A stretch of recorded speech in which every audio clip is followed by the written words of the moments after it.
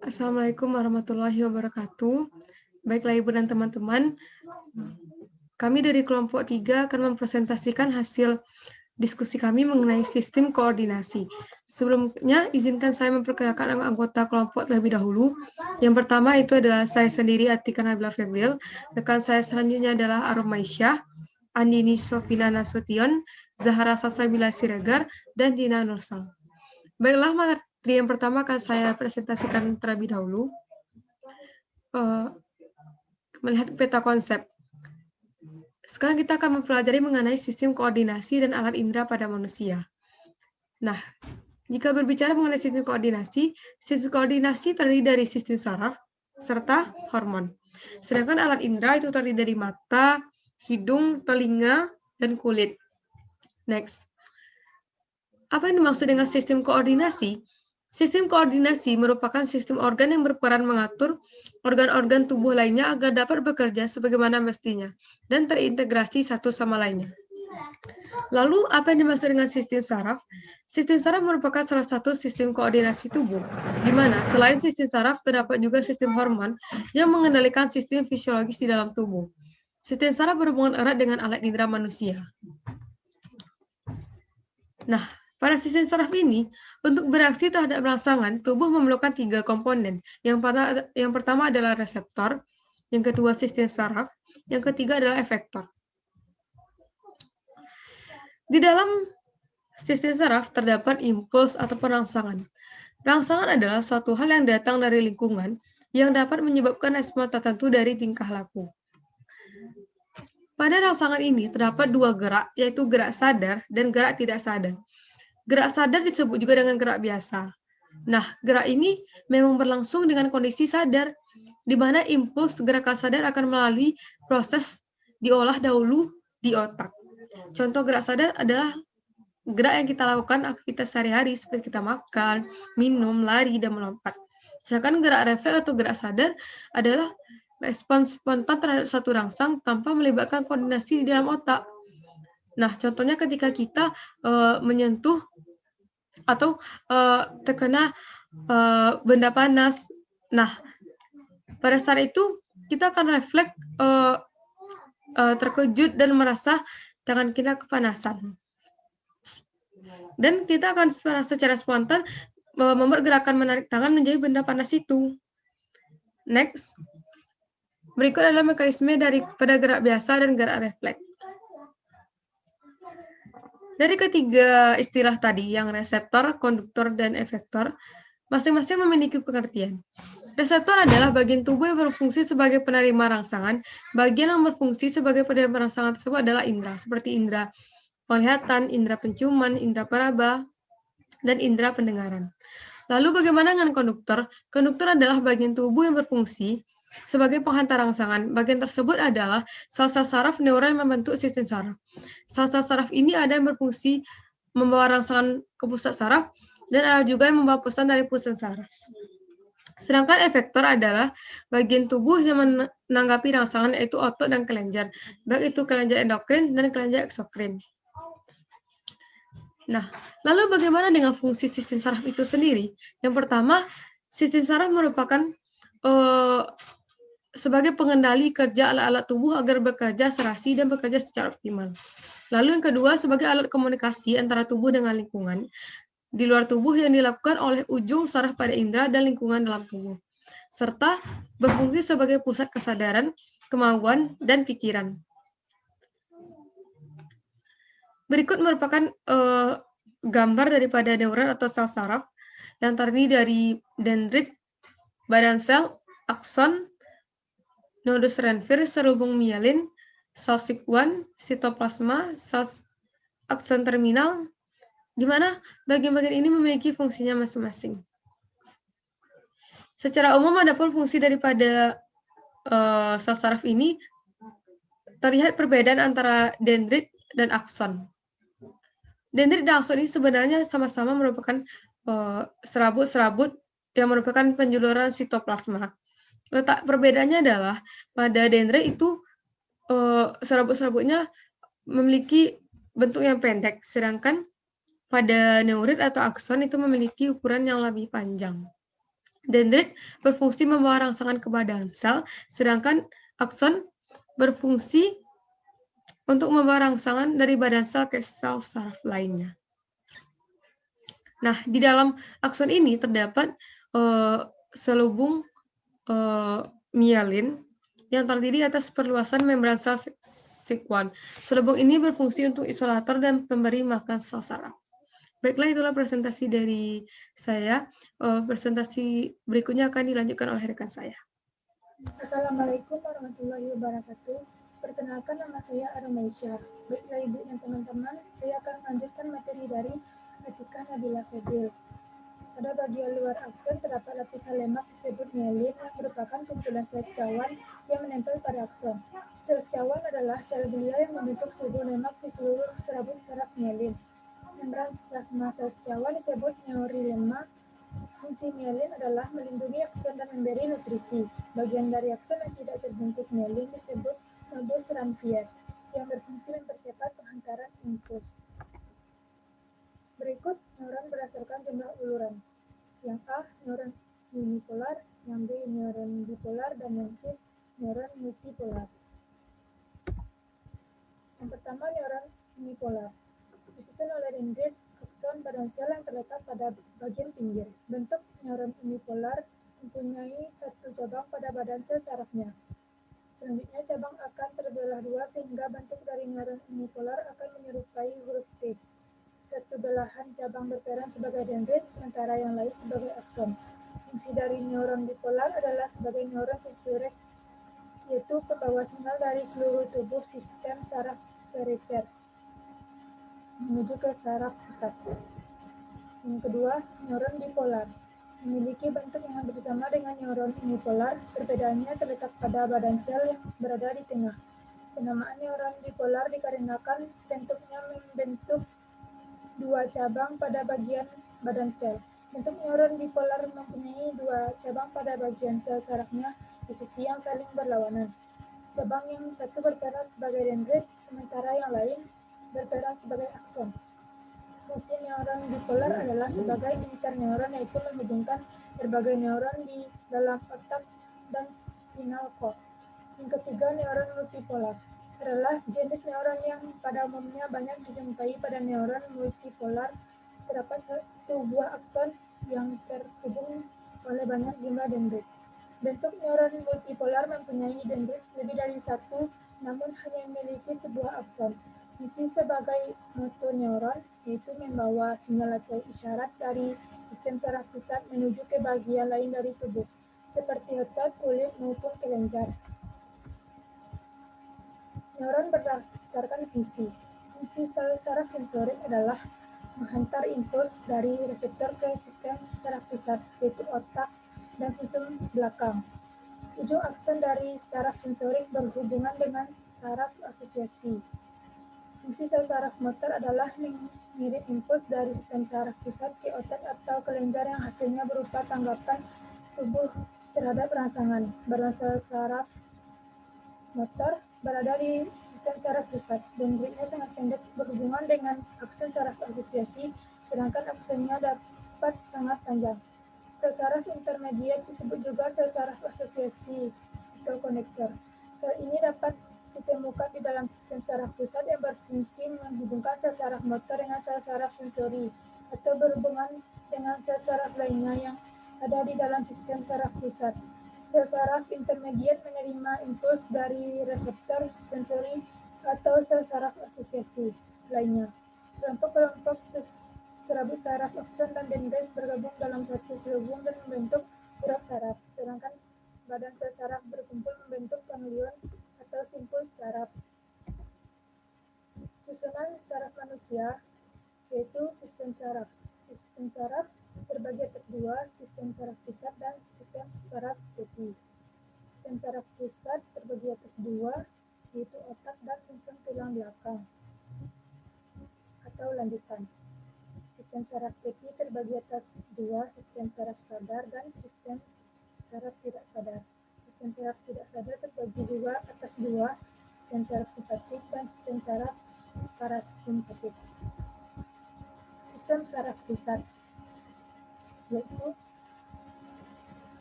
terdiri atas otak. Otak memiliki bagian-bagian otak besar, otak kecil, meninges, diameter, arachnoid, durameter, otak tengah, jembatan faro, susun lanjutan, sumsum tulang belakang. Otak dilindungi oleh tengkorak. Sumsum tulang belakang dilindungi oleh ruas-ruas tulang belakang. Otak dan sumsum tulang belakang dibungkus oleh selaput meninges. Selaput meninges berfungsi untuk melindungi sistem saraf halus, membawa pembuluh darah, dan dengan mensekresi sejenis cairan disebut cairan cerebrospinal. Selaput meningia dan memperkecil benturan dan guncangan.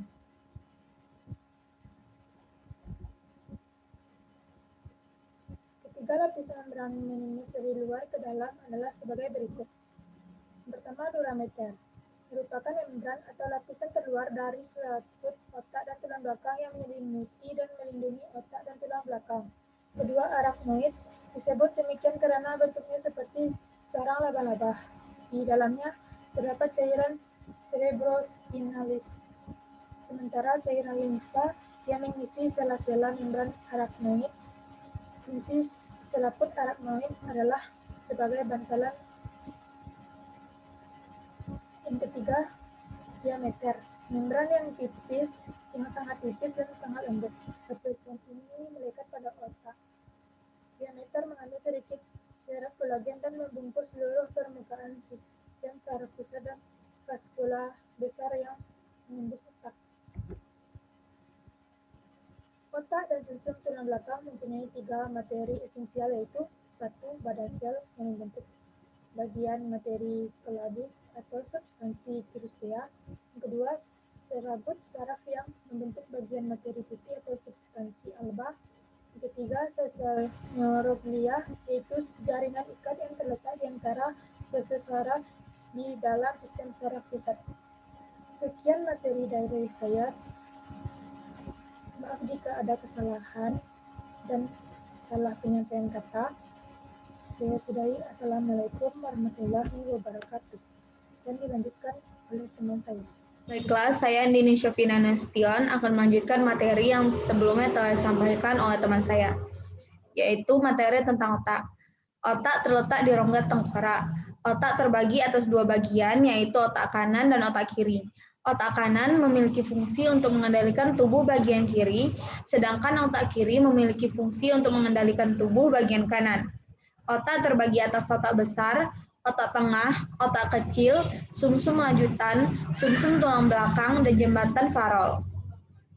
Otak besar atau cerebrum pada manusia memiliki volume sekitar 1.500 cm untuk ukuran orang dewasa dan mempunyai fungsi dalam pengaturan semua aktivitas mental seperti yang berkaitan dengan kepandaian, ingatan, kesadaran, dan pertimbangan. Selanjutnya ialah otak tengah atau mesencephalon. Otak tengah terletak di depan otak kecil dan jembatan farol. Di depan otak tengah terdapat talamus dan kelenjar hipofisis yang mengatur kerja kelenjar-kelenjar endokrin. Bagian atas otak tengah merupakan lobus optikus yang mengatur refleks mata seperti penyempitan pupil mata dan juga merupakan pusat pendengaran. Lalu ada otak kecil atau cerebellum. Cerebellum ini mempunyai fungsi yang utamanya ialah mengkoordinasi gerakan otot yang terjadi secara sadar, keseimbangan, dan posisi tubuh. Lalu ada jembatan farol. Jembatan farol ini berisi serabut saraf yang menghubungkan otak kecil bagian kiri dan kanan dan menghubungkan otak besar dengan sumsum tulang belakang. Selanjutnya ialah sumsum lanjutan. Sumsum lanjutan berfungsi menghantar impuls yang datang dari medula spinalis menuju ke otak. Sumsum sambung juga mempengaruhi refleks fisiologi seperti detak jantung, tekanan darah, volume, dan kecepatan respirasi, gerak alat pencernaan, dan sekresi kelenjar pencernaan.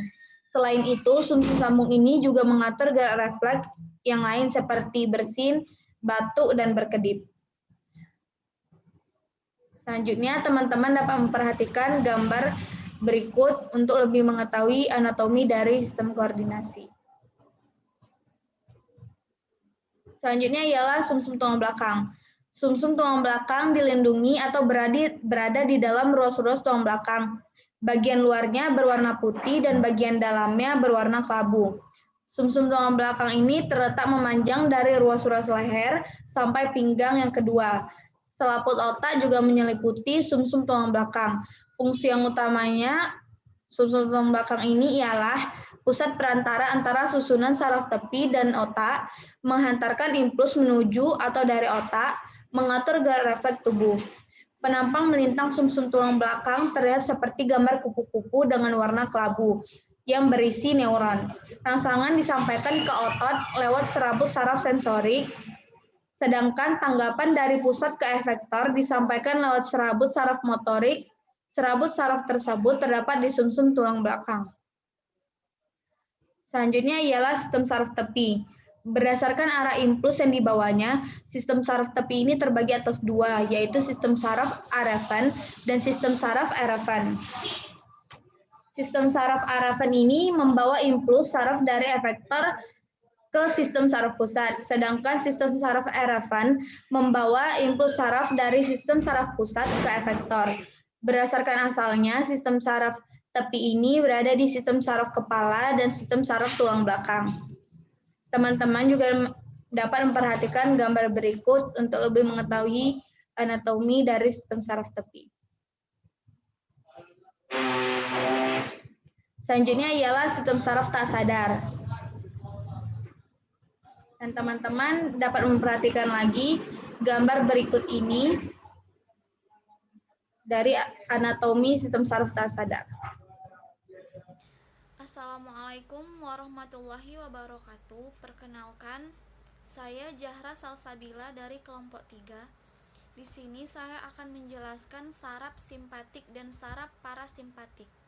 Saraf simpatik dan parasimpatik termasuk ke dalam sistem saraf tak sadar. Saraf simpatik berpangkal pada sumsum tulang belakang atau medula spinalis, sedangkan saraf parasimpatik berpangkal pada sumsum lanjutan atau medula oblongata. Cara kerja saraf simpatik dan parasimpatik beragam dan sangat penting untuk mengatur beberapa fungsi tubuh supaya tetap stabil. Berikut ada cara kerja parasimpatik dan simpatik. Pada parasimpatik,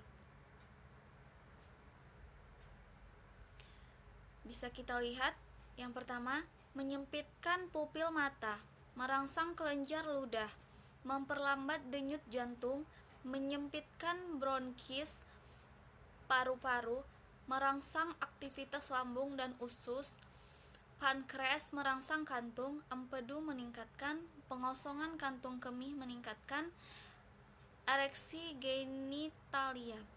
Selanjutnya, pada simpatik, meleburkan pupil mata, menghambat sekresi kelenjar ludah, merelaksasikan bronkis di paru-paru, mempercepat denyut jantung, menghambat aktivitas lambung dan usus, menghambat aktivitas pankreas, merangsang pelepasan glukosa dan hati, menghambat kantung empedu, merangsang medula adrenal, menghambat pengosongan kantung kemih, dan meningkatkan ejakulasi dan kontraksi vagina.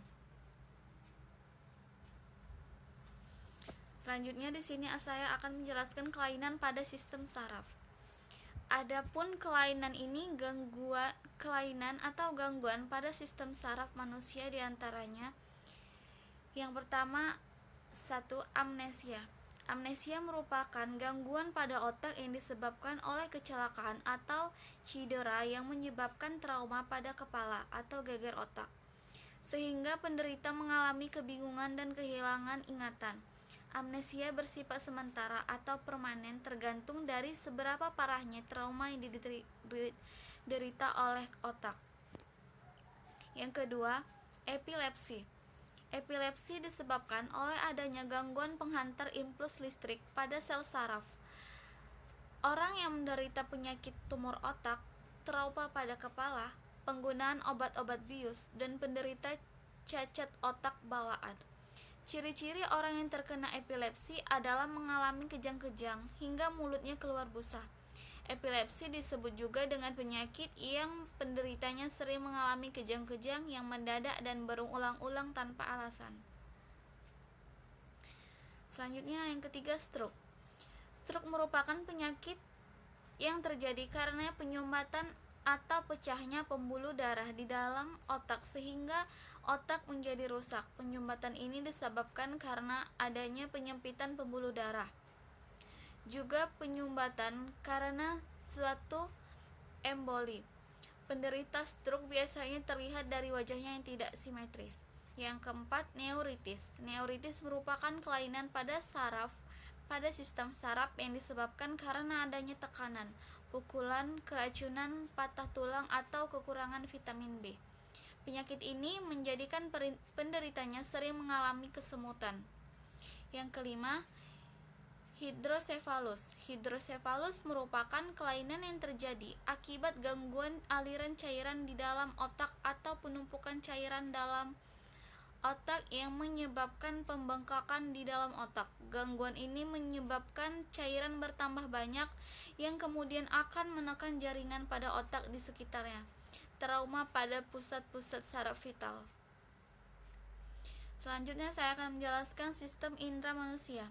Pada tubuh manusia memiliki alat indera dengan berbagai fungsi atau kegunaan. Alat indera pada manusia disebut juga dengan panca indera, karena alat indera manusia terdiri dari 5, yakni indera penglihatan mata, indera pendengar telinga, indera pembau hidung, indera pengecap lidah, dan indera peraba kulit. Yang A, indera penglihatan mata. Indera penglihatan pada manusia adalah mata. Indera penglihatan disebut juga fotoreseptor karena mata sangat peka terhadap rangsangan cahaya. Mata merupakan organ indera khusus yang mampu menerima gambar visual. Di dalam mata terdapat beberapa bagian sebagai proses penglihatan. Berikut bagian pada mata. Ada kornea, iris, lensa, retina, saraf mata, dan otot mata. Selanjutnya B, indera pendengar telinga. Indera pendengar manusia adalah telinga. Telinga mempunyai reseptor khusus untuk mengenali getaran bunyi dan untuk keseimbangan. Ada 3 bagian utama dari telinga manusia, yaitu bagian telinga luar, telinga tengah, dan telinga dalam. A, telinga luar berfungsi menangkap getaran bunyi dan telinga tengah meneruskan getaran dan telinga luar ke telinga dalam. Reseptor yang ada pada telinga dalam akan menerima rangsangan bunyi dan mengirimkannya berupa impuls ke otak untuk diolah. Telinga luar terdiri dari daun telinga, saluran luar, dan membran timpani atau gendang telinga. Yang B, telinga tengah. Di dalamnya terdapat saluran Eustachius yang menghubungkan telinga tengah dengan faring. Selain itu, terdapat pula 3 tulang pendengaran adalah tulang martil atau malleus menempel pada gendang telinga dan tulang landasan atau incus. Tulang yang ketiga adalah tulang Sangurdi atau stapes yang berhubungan dengan jendela oval. Fungsi rangkaian tulang dengar adalah untuk mengirimkan getaran suara dan gendang telinga atau membran timpani menyeberangi rongga telinga tengah ke jendela oval. Yang terakhir, C, telinga dalam. Bagian ini mempunyai susunan yang rumit, terdiri dari labirin tulang dan labirin membran. Ada 5 bagian utama dari labirin membran, yaitu sebagai berikut. Yang pertama, 3 saluran setengah lingkaran, yang kedua ampula, yang ketiga utriculus, yang keempat sacculus, yang kelima koklea atau rumah siput. Mungkin ini saja yang bisa saya sampaikan. Saya mohon maaf bila ada kesalahan. Saya tutup dengan wassalamualaikum warahmatullahi wabarakatuh. Selanjutnya ada indera pembau hidung. Indera pembau memiliki fungsi untuk merespon rangsangan bau. Hidung adalah indera khusus yang terletak di dalam rongga hidung yang merupakan daerah sensitif. Pada indera pembau ada beberapa struktur, yaitu sel-sel penyokongan berupa sel-sel epitel, sel-sel pembau yang berupa sel saraf sebagai reseptor. Sel olfaktori sangat peka pada rangsangan gas kimia. Dalam sel-sel olfaktori memiliki tonjolan ujung dendrit berupa rambut yang terletak di selaput lendir hidung. Ujung yang lain berupa tonjolan akson membentuk berkas yang disebut saraf otak ataupun disebut nervus olfaktori. Selanjutnya ada indera pengecap yaitu lidah. Lidah merupakan indera pengecap pada manusia. Pada permukaan lidah terdapat tonjolan kecil yang disebut papila, sehingga permukaan lidah terlihat kasar.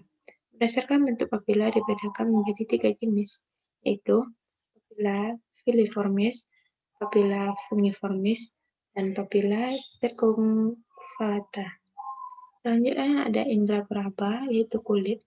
Kulit merupakan indera peraba yang di dalamnya terdapat ujung-ujung saraf peraba. Bagian paling peka adalah ujung jari dan bibir. Kulit dapat membedakan kasar, halus, panas, dingin, dan sakit. Kulit adalah organ terluar dari tubuh yang melapisi seluruh tubuh manusia.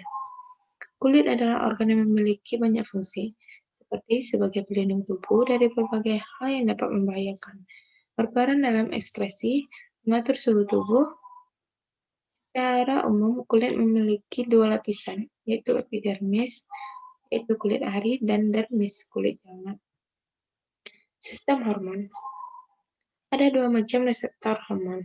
Yang pertama, reseptor yang mengikat hormon di luar sel. Hormon polipeptida, protein, dan katekolamin terikat reseptor pada membran plasma. Menyalur fungsi ke intrasel melalui aktivitas enzim. Adenylsiklase, fosfolipase C. Yang kedua, reseptor yang mengikat hormon intraseluler, hormon steroid dan tiroid. Pola kerja hormon. 1. Sel atau jaringan target, yaitu sel spesifik untuk setiap hormon. Yang kedua, endokrin, yaitu dialirkan dalam darah ke sel target. Yang ketiga, parakrin, yaitu hormon yang mempengaruhi sel tetangga. Yang keempat, autokrin, yaitu hormon yang beraksi dalam sel yang menghasilkan. Selanjutnya, klasifikasi hormon. Yang pertama, klasifikasi hormon berdasarkan senyawa kimia pembentuknya. Yang kedua, berdasarkan sifat urutan molekul hormon lipofilik. Yang ketiga, berdasarkan lokasi reseptor hormon. Yang keempat, berdasarkan sifat sinyal yang mengantarai kerja hormon di dalam sel. Yang kelima, berdasarkan pola siklus sekresi hormon. Selanjutnya, kelenjar yang menghasilkan hormon, yaitu ada kelenjar tiroid, yaitu hormon tiroksin, kelenjar paratiroid, yaitu hormon paratormon, kelenjar adrenalin, yaitu hormon kortison dan adrenalin. Selanjutnya, kelenjar pankreas, yaitu hormon insulin, dan kelenjar kelamin, yaitu hormon estrogen, progesteron, dan testosteron. Dan selanjutnya ada kelenjar tiroid. Kelenjar tiroid menghasilkan hormon tiroksin yang mempengaruhi metabolisme sel tubuh dan pengaturan suhu tubuh. Kekurangan tiroksin menurunkan kecepatan metabolisme. Kedua, kelenjar paratiroid. Kelenjar ini menghasilkan paratormon yang berfungsi mengatur kandungan fosfor dan kalsium dalam darah. Kekurangan hormon ini menyebabkan petani dengan gejala kadar kapur dalam darah menurun, kejang di tangan dan kaki, jari-jari tangan membengkok ke arah pangkal, gelisah, sukar tidur, dan kesemutan. Ovarium. Ovarium merupakan organ reproduksi wanita.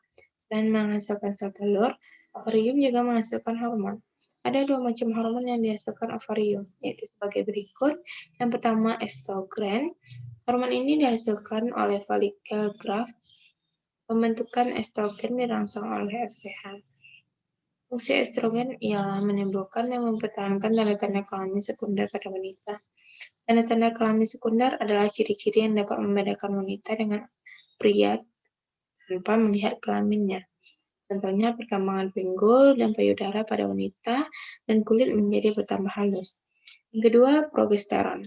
Hormon ini dihasilkan oleh korpus luteum.